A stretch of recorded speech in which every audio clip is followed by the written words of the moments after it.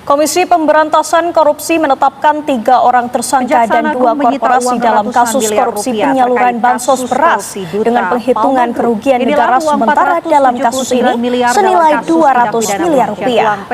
Ditemui di Gedung Merah Putih KPK Jakarta Selasa sore, juru bicara KPK Budi Prasetyo mengatakan KPK telah menetapkan tersangka terkait kasus korupsi penyaluran bantuan sosial beras untuk penerima Keluarga Harapan atau PKH Kemensos tahun 2020. KPK juga menyebut penyidik melakukan larangan bepergian selama 6 bulan ke depan untuk 4 tersangka, yaitu ES, kemudian BRT, lalu KJT dan HER. Kasus tersebut. Assalamualaikum warahmatullahi wabarakatuh. Saya Anissa Khouria Firstiana dari Rombel 6. Di sini saya akan menyampaikan sedikit materi tentang membudayakan integritas dan etika publik dalam sektor pemerintahan untuk mencegah korupsi.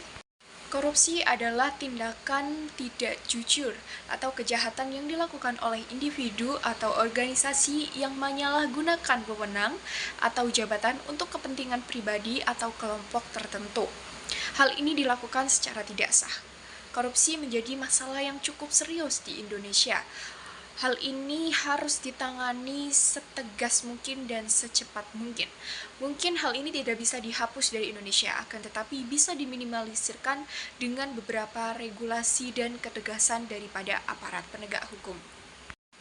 Saya akan menjelaskan mengapa nilai etika dan integritas sangat diperlukan dalam berjalannya sistem pemerintahan dan mengapa korupsi rentan terjadi dalam sektor pemerintahan di Indonesia. Hal ini bertujuan untuk mengetahui seberapa penting nilai-nilai etika dan integritas dalam berjalannya sistem pemerintahan dan faktor apa saja yang menyebabkan rentannya korupsi terjadi di Indonesia. Integritas berasal dari bahasa Latin integer, yang berarti keseluruhan. Integritas bukan berarti tentang kejujuran saja, melainkan juga tentang bertanggung jawab, komitmen, dan menjalankan tugas wewenangnya. Etika di sini berperan sebagai dasar pembentukan integritas, karena etika adalah sesuatu hal yang menentukan antara baik buruk suatu tindakan dan benar atau salahnya suatu tindakan juga. Korupsi sendiri dirumuskan menjadi 30 bentuk tindak korupsi yang kemudian bisa disederhanakan ke dalam 7 kelompok besar, yaitu kerugian keuangan negara, yang kedua suap menyuap, yang ketiga penggelapan dalam jabatan, yang keempat perbuatan curang, kemudian yang kelima ada benturan kepentingan dalam pengadaan, dan yang keenam pemerasan, lalu yang terakhir ada gratifikasi.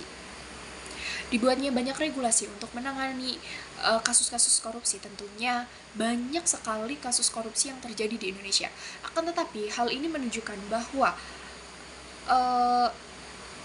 para penegak hukum dan para pejabat tidak memiliki jiwa integritas, makanya hanya memperbanyak regulasi tanpa memperbanyak tindakan kebijakan. Budaya integritas bukan hanya sekedar melakukan perilaku baik saja, akan tetapi mempertimbangkan antara moral etis dan etika yang ada. Untuk menghindari reduksi dari pemahaman budaya integritas, maka perlu diketahui ada beberapa nilai-nilai inti dari budaya integritas. Yang pertama ada kejujuran, lalu yang kedua ada tanggung jawab dalam menjalankan tugas publik, lalu yang ketiga ada transparansi dalam proses dan informasi, lalu yang keempat ada disiplin dan konsistensi moral, dan yang terakhir ada akuntabilitas kepada publik.